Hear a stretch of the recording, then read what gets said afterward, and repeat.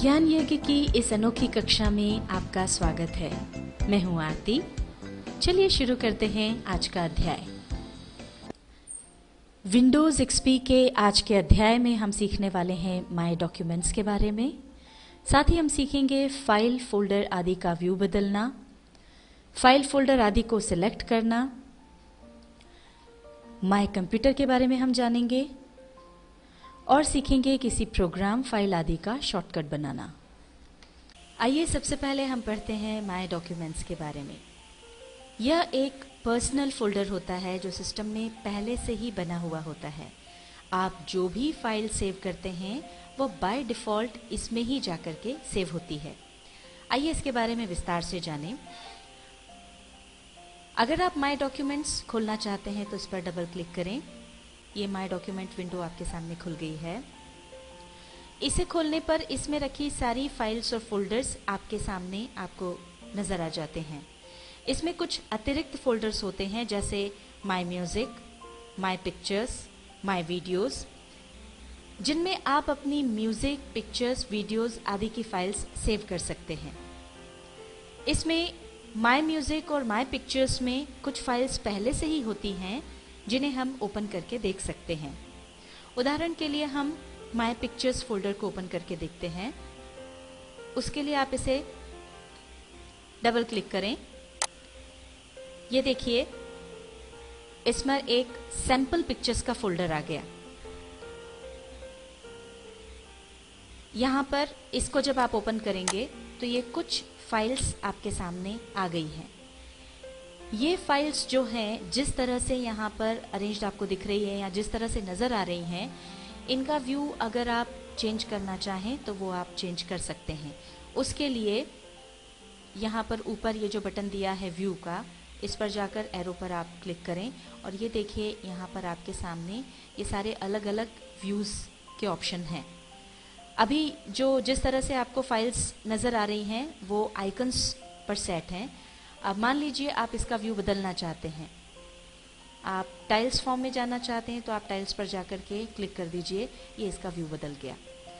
Icons में केवल उन फाइल्स का नाम आ रहा था, पर अब उसके बारे में थोड़ी सी और जानकारी यहाँ आपको नजर आ रही है।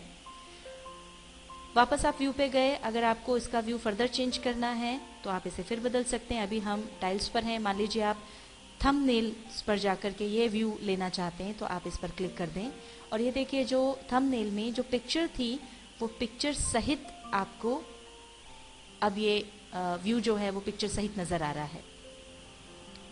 अगर आप इसे लिस्ट फॉर्म में देखना चाहते हैं तो लिस्ट पर जाकर के क्लिक कर दें। ये सारी फाइल्स अब पूरी लिस्ट फॉर्म में आ गई हैं।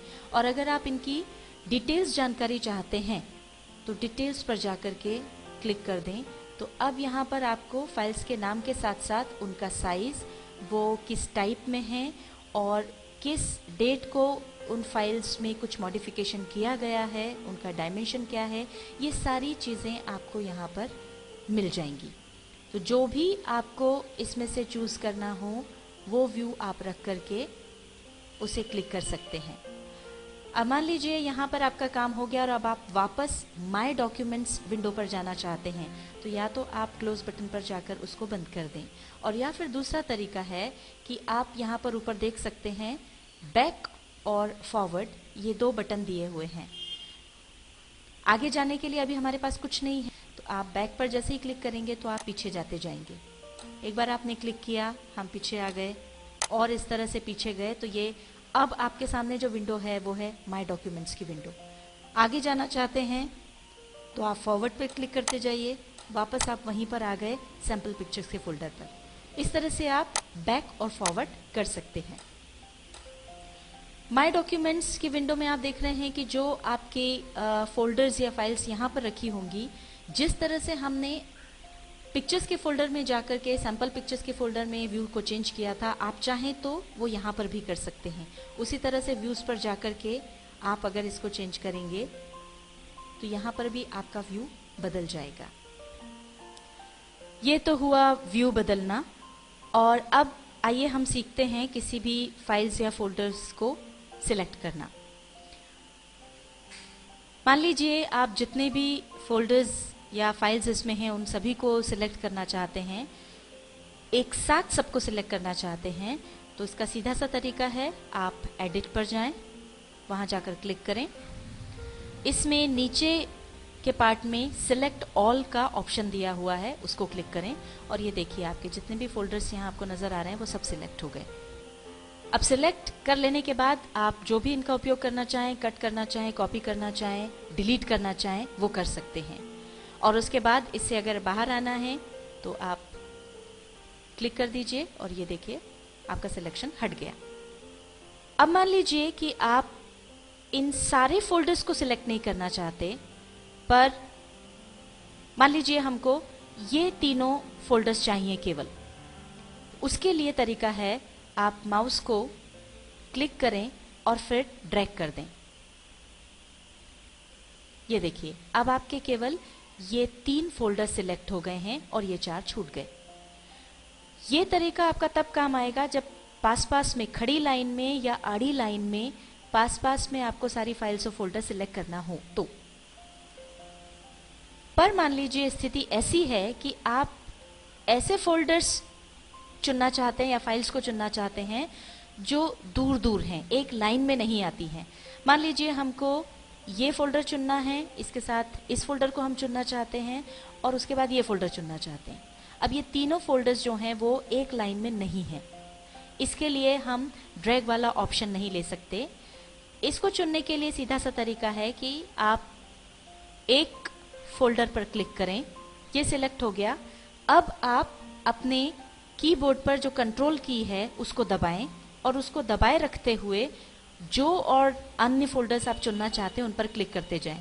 दूसरा फोल्डर हमने ये चुना, तीसरा फोल्डर हमने ये चुना।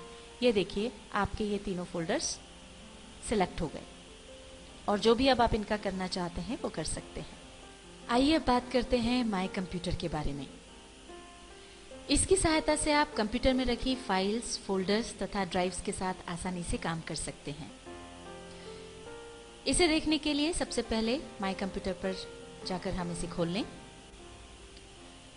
माय कंप्यूटर को 3 भागों में बांटा गया है।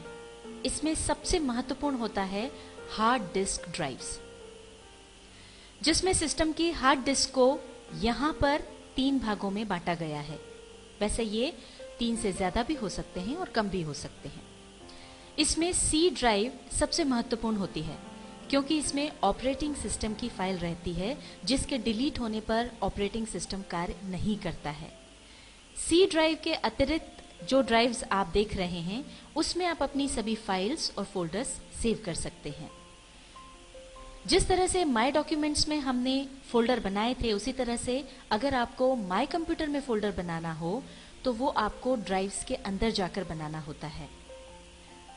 मान लीजिए इस ड्राइव में आप फोल्डर बनाना चाहते हैं तो इसे ओपन कर लें और अब यहां पर जाकर आप पिछले अध्याय में जिस तरह आपको फोल्डर बनाना सिखाया था उस तरह से फोल्डर बना सकते हैं। इसके बाद का भाग है डिवाइसेस विद रिमूवेबल स्टोरेज, जिसमें यदि हम सीडी इंसर्ट करते हैं या पेन ड्राइव अटैच करते हैं तो उसे हम यहां पर देख सकते हैं और खोलकर उसमें काम कर सकते हैं। आइए अब हम सीखते हैं किसी भी प्रोग्राम या फाइल्स आदि का शॉर्टकट बनाना। यदि हमें नोटपैड में काम करना होता है तो उसे ओपन करने के लिए हम पहले स्टार्ट पर क्लिक करते हैं, ऑल प्रोग्राम्स में जाते हैं, मेन्यू में से एक्सेसरी चुनते हैं और आगे के मेन्यू में से हम नोटपैड पर जाकर क्लिक करके इसकी विंडो खोल लेते हैं। अगर आपको बार बार नोटपैड पर काम करना होता है तो इतनी लंबी प्रोसेस को अगर आप अवॉइड करना चाहते हैं तो उसके लिए हम बना लेते हैं इसका शॉर्टकट। देखते हैं शॉर्टकट कैसे बनाएं। उसके लिए नोटपैड पर जाकर के राइट क्लिक करें, सेंड टू पर जाएं और आगे जो मेन्यू आपके सामने आया है उसमें डेस्कटॉप पर जाकर के क्लिक कर दें। जैसे ही आप वहां क्लिक करेंगे ये देखिए डेस्कटॉप पर आपका नोटपैड का शॉर्टकट तैयार हो गया है। इसकी पहचान ये होती है कि इसके आइकन के नीचे ये एक एरो का निशान लगा होता है। इसका मतलब है कि ये उसका शॉर्टकट है। यहाँ पर ऊपर आप देख सकते हैं टैली का शॉर्टकट है। अब जब भी आप इस पर काम करना चाहें अगली बार तो आपको सारी प्रोसेस दोहराने की जरूरत नहीं, केवल आप यहीं से इस विंडो को खोल सकते हैं और काम कर सकते हैं।